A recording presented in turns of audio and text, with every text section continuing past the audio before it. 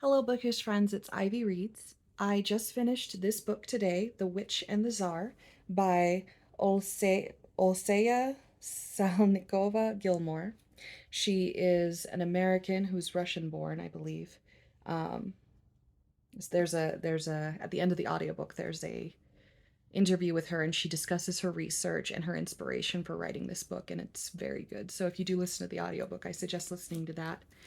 This copy is the Goldsboro exclusive edition, and I really enjoy their books. They do a lovely job. So this book is the story or retelling of the myth of Baba Yaga, or as she is known prefers to be known in this book as simply Yaga. And Yaga in this story is a half goddess. Um, so she is immortal, but she's not a goddess. So she has some magic from her goddess mother, but she's still has to more or less live as a mortal. And so this story, it starts out Baba, sorry, Yaga is living in the woods in her little hen hut with its chicken feet that can move around, and she's more or less withdrawn from the world. She always helps humans when they come to her, but she does not seek them out or live among them as she used to, because Christianity has been getting more and more of a foothold in 16th century Russia, and that has led to a lot of persecution and witch burnings, as history does. Um, so, if you've read The Bear and the Nightingale by Catherine Arden, this book takes place almost at a very similar, like almost the exact same time period. So, a lot of the conflict is very similar, and the lore and the transitioning of, all the old gods from Rus to Christianity taking its hold in Russia. Um, and so, if you liked the Bear and the Nightingale trilogy, you will like this book. I can almost guarantee it. So in this one, Yaga is sought out by one of the few mortals she has befriended, Tsarina Anastasia, and who comes to her sick. Quickly, Yaga is able to deduce that the Tsarina is being poisoned, and so Anastasia asks her to come back to society, basically the Russian court, with the Tsar, her husband Ivan, who is later known as Ivan the Terrible, if that tells you anything about him, um, to help protect her. And so Yaga decides to leave her years of seclusion and isolation from the human world, to come help Anastasia. And in so doing, she discovers how lonely she's been. So Yaga is a very interesting character in that she is half a goddess, but so she can never really be mortal, but she's not a god either. And so she's isolated from both worlds. And so I think a lot of immigrants and um, children of differing backgrounds from their parents can really relate to that, to not fitting in, to not feeling like you belong or are welcome anywhere. So Yaga goes to the court, meets the Tsar, um, does the song and dance that she has to not be a threat to him, and to try and help the Tsarina.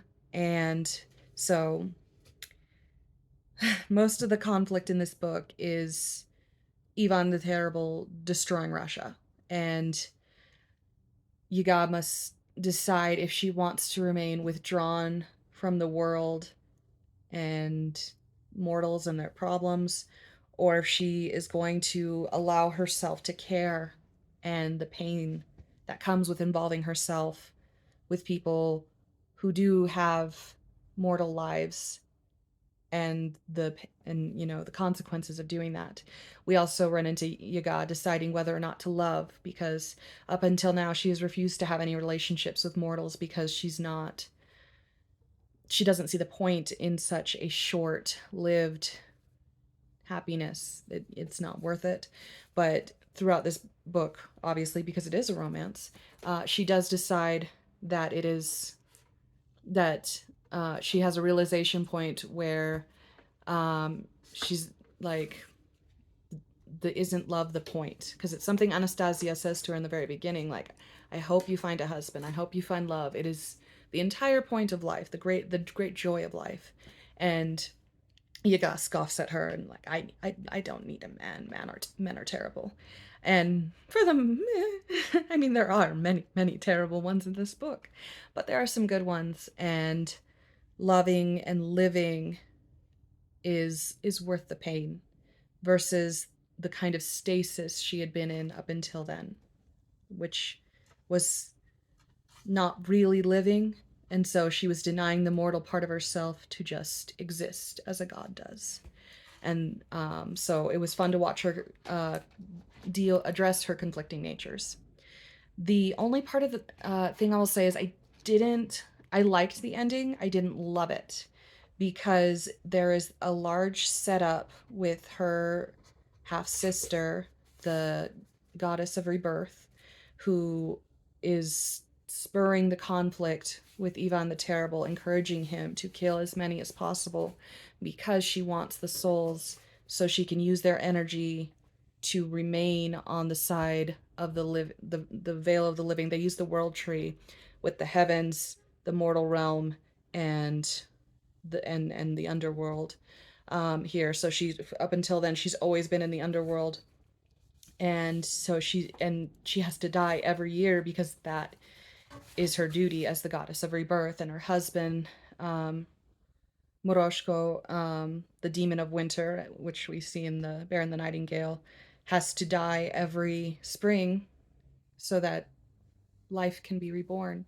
And then he comes alive, and then winter comes, and we have our creationist myth there. That's where the seasons come from. And the part I felt like there was a lot of setup for sympathy for the sister, for what she's had to go through, the life she's had to lead, and why she's doing this. And I wanted them to find a different resolution than they did.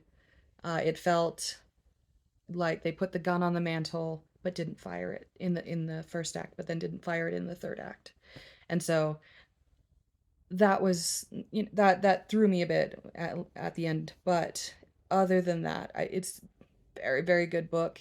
And because there's so much historical lore and folklore and actual history, and the author Olesya did a lot of research for this book.